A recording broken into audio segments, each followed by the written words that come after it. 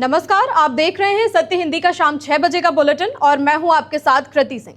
Bar council of India ने एक ऐसा दावा कर दिया है जिससे पूरे के पूरे न्यायिक सिस्टम पर सवाल खड़े हो गए हैं। वहीं कॉकरोच जनता पार्टी की वेबसाइट बंद होने के आरोपों ने डिजिटल सेंसरशिप की बहस को तेज कर दिया है। इधर दिल्ली में रूबियो और पीएम मोदी की मुलाकात पर सभी लोगों की नजरें टिकी हुई हैं। इन्हीं खबरों पर इस बुलेटिन में बात करेंगे, लेकिन पहले देख लेते हैं शाम की 5 बड़ी खबरें। बीसीआई चेयरमैन का दावा, देश में 40% वकील फर्जी डिग्री वाले। भारत के दौरे पर रूबियो, पीएम मोदी को दिया व्हाइट हाउस आने का निमंत्रण। सीपीएम का दावा, बंगाल में टीएमसी कमजोर, लेफ्ट बनेगा मुख्य विपक्ष। 8 दिनों में तीसरी बार बढ़े पेट्रोल डीजल के दाम, विपक्ष का सरकार पर हमला।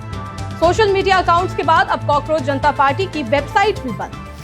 बार काउंसिल ऑफ इंडिया के चेयरपर्सन और वरिष्ठ वकील मनन कुमार मिश्रा ने कहा है कि देश में लगभग 35 से 40% वकील फर्जी डिग्री के आधार पर कोर्ट में प्रैक्टिस कर रहे हैं। वकील मनन का यह भी दावा है कि संस्था को भी इस बारे में पता है और अब इस पर कार्रवाई की प्रक्रिया शुरू कर दी गई है। उन्होंने बताया कि जब डिग्री वेरिफिकेशन की प्रक्रिया शुरू की गई तो करीब 40% वकीलों ने अपने फॉर्म ही नहीं भरे, जिसकी वजह से ये लोग शक के घेरे में आ गए। मनन का दावा है कि इस मामले की जानकारी सीजेआई को भी दे दी गई है। मनन के दावे को लोग सीजेआई की हालिया कॉकरोच वाली टिप्पणी से जोड़कर देख रहे हैं, जिसमें पहले सीजेआई ने बेरोजगार युवाओं को कॉकरोच कहा। जब बयान पर विवाद हुआ तो सीजेआई ने सफाई पेश करते हुए कहा कि मैंने कॉकरोच उन लोगों को कहा था जो फर्जी डिग्री लेकर वकालत और मीडिया जैसे पेशों में घुस आए हैं। अब सवाल उठा रहे हैं लोग कि क्या सीजेआई इन्हीं लोगों की बात कर रहे थे, और अगर ये सच है तो ऐसा हुआ कैसे। सोशल मीडिया हैंडल्स हैक होने के बाद और बंद होने के बाद अब कॉकरोच जनता पार्टी की वेबसाइट डाउन है। पार्टी के संस्थापक अभिजीत दिपके ने दावा किया है कि उनकी वेबसाइट को शनिवार को अचानक से बंद कर दिया गया। उन्होंने इस पूरे मामले के पीछे सरकार को जिम्मेदार ठहराते हुए आरोप लगाया कि ये तानाशाही है। अभिजीत दिपके ने सोशल मीडिया प्लेटफॉर्म एक्स पर पोस्ट करते हुए कहा कि सरकार उनकी आवाज को दबाने की कोशिश कर रही है, लेकिन ऐसा करना आसान नहीं होगा।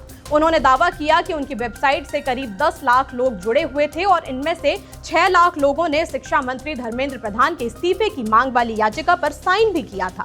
इससे पहले दिपके ने यह भी आरोप लगाया था कि उनके सोशल मीडिया अकाउंट्स और पार्टी के पेज को भी हैक किया गया था। दिपके ने दावा किया कि उनकी आवाज दबाने के लिए डिजिटल हमले किए जा रहे हैं। हालांकि अब इस पूरे मामले पर सरकारी पक्ष की ओर से कोई भी आधिकारिक प्रतिक्रिया सामने नहीं आई है। पश्चिम बंगाल में सीपीएम ने दावा किया है कि राज्य में टीएमसी की पकड़ कमजोर होती जा रही है और लेफ्ट एक बार फिर से मुख्य विपक्षी ताकत के रूप में उभरने की तैयारी में है। सीपीएम के राज्य महासचिव मोहम्मद सलीम ने हमला बोलते हुए कहा कि टीएमसी की स्थिति इतनी ज्यादा कमजोर हो रही है कि वो गर्मी में बर्फ की तरह पिघल रही है। उन्होंने कहा कि अब लेफ्ट का काम सिर्फ सैद्धांतिक नहीं बल्कि जमीन पर भी विपक्ष की भूमिका निभाना है। सलीम ने दावा किया कि राज्य में जनता के बीच धीरे धीरे टीएमसी के खिलाफ नाराजगी बढ़ रही है और लोग लेफ्ट की तरफ उम्मीद से देख रहे हैं। सीपीएम का कहना है कि वो आरएसएस और बीजेपी के खिलाफ वैचारिक लड़ाई में सबसे आगे रहेगी और बंगाल में लोकतांत्रिक अधिकारों की रक्षा के लिए संघर्ष जारी रखेगी। कोलकाता के सॉल्ट लेक स्टेडियम के बाहर सालों से खड़ी एक विवादित मूर्ति आखिरकार हटा दी गई है। ये वही मूर्ति थी जिसमें धड़ से कटी हुई 2 टांगे और ऊपर फुटबॉल बनी हुई थी। इस मूर्ति को लेकर लंबे समय से विवाद चल रहा था। कई लोग इसे स्टेडियम की पहचान मानते थे तो कई लोग फुटबॉल फैंस और स्थानीय लोग इसे बदसूरत और डरावना बताते थे। अब बीजेपी सरकार ने सत्ता में आते साथ ही इसे हटा दिया है। शनिवार सुबह जब लोग सॉल्ट लेक स्टेडियम पहुंचे तो देखा कि वीवीआईपी गेट के पास लगी ये विशाल संरचना पूरी तरह से गायब हो चुकी थी। बताया जा रहा है कि ये मूर्ति खुद पूर्व मुख्यमंत्री ममता बनर्जी के डिजाइन आइडिया पर बनाई गई थी और इसे 2017 में फीफा U17 वर्ल्ड कप से पहले लगाया गया था। इस ढांचे पर विश्वा बांग्ला का भी लोगो लगा हुआ था जो टीएमसी सरकार की पहचान माना जाता था। बीजेपी का कहना है कि जब से ये मूर्ति लगाई गई तभी से टीएमसी के बुरे दिन शुरू हो गए थे। हालांकि अब तक टीएमसी की तरफ से मूर्ति हटाए जाने पर कोई भी प्रतिक्रिया नहीं आई है। अमेरिकी विदेश मंत्री मार्को रूबियो ने अपने भारत के दौरे के दौरान आज सेवा तीर्थ में पीएम मोदी से मुलाकात की। इस मुलाकात में दोनों नेताओं के बीच द्विपक्षीय संबंधों को और ज्यादा मजबूत करने को लेकर विस्तार से चर्चा हुई। इस दौरान मार्को रूबियो ने अमेरिकी राष्ट्रपति डोनाल्ड ट्रंप की ओर से पीएम मोदी को व्हाइट हाउस आने का आधिकारिक निमंत्रण भी दिया। मुलाकात के बाद रूबियो ने इसे बेहद सकारात्मक और उपयोगी बैठक बताया। उन्होंने कहा कि भारत और अमेरिका के बीच साझेदारी लगातार मजबूत हो रही है और दोनों देश सुरक्षा, व्यापार और तकनीकी सहयोग के नए क्षेत्रों में मिलकर काम करने के लिए तैयार हैं। जानकारी के मुताबिक चर्चा के दौरान इंडो पैसिफिक क्षेत्र को लेकर भी दोनों देशों ने साझा रणनीतिक दृष्टिकोण पर जोर दिया। अमेरिका ने भारत को इस क्षेत्र में एक अहम और भरोसेमंद साझेदार बताया है। इसके अलावा रक्षा सहयोग, सप्लाई चेन को मजबूत करने और उभरती तकनीकों जैसे आर्टिफिशियल इंटेलिजेंस और डिजिटल इंफ्रास्ट्रक्चर पर भी सहयोग बढ़ाने की सहमति जताई गई। खबरों में आगे बढ़ने से पहले आपको बता दें कि ये बुलेटिन आप हमारे ऐप पर भी देख सकते हैं और अगर आपको हमारे चैनल की वीडियोस पसंद आ रहे हो तो चैनल को सब्सक्राइब भी कर लें। साथ ही नीचे दिए ज्वाइन बटन पर क्लिक कर आप हमारे चैनल के सदस्य भी बन सकते हैं। ज्यादा समय ना लेते हुए देखते हैं कुछ और खबरें। दिल्ली जिमखाना क्लब को 5 जून तक खाली करने का दिया आदेश। पेट्रोल डीजल फिर से महंगा, विपक्ष ने मोदी सरकार को घेरा।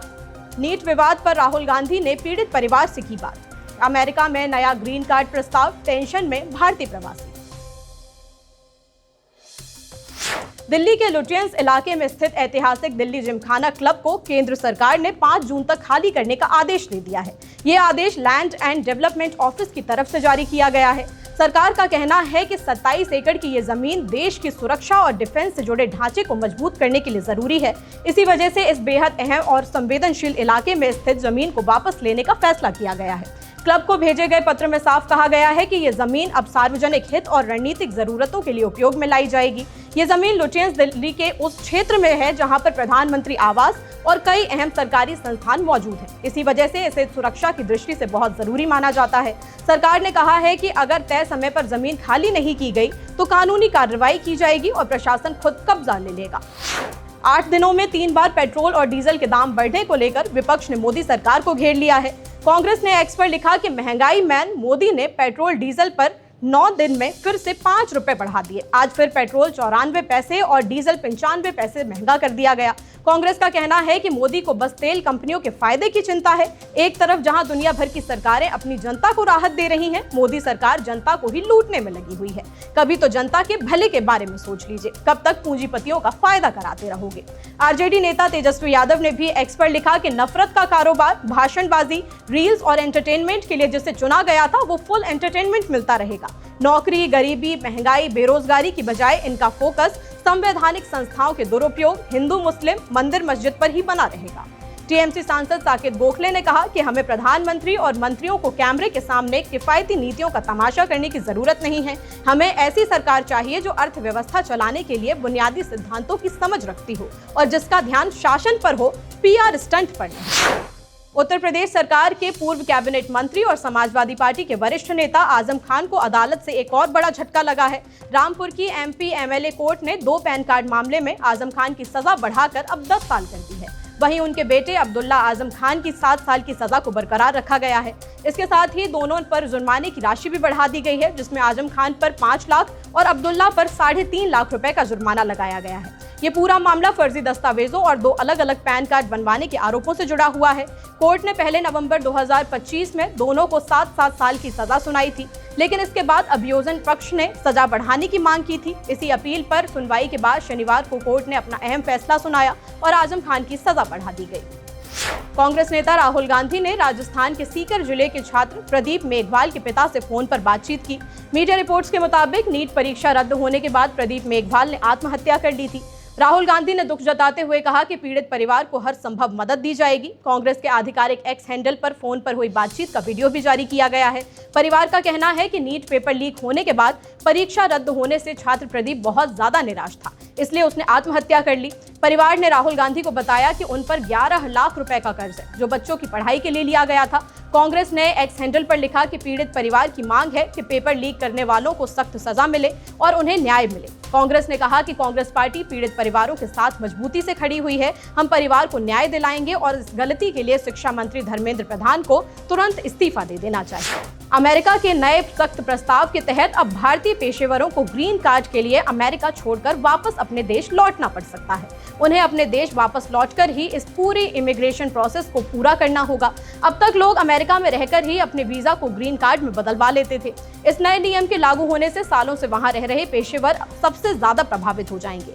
इनमें H1B, F1 और J1 वीजा वाले हजारों कुशल भारतीय कर्मचारी शामिल हैं। जानकारों का कहना है कि इस अजीब नियम से अमेरिकी अर्थव्यवस्था को भी बड़ा नुकसान होगा।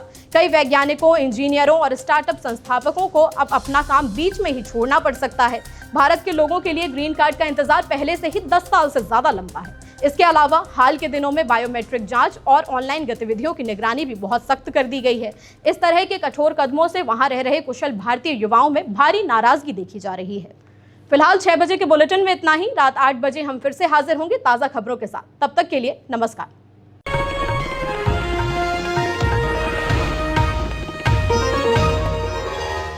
Copyright disclaimer under Section 107 of the Copyright Act 1976. Allowance is made for fair use for purposes such as criticism, comment, news reporting, scholarship, and research. Fair use is a use permitted by copyright statute that might otherwise be infringing.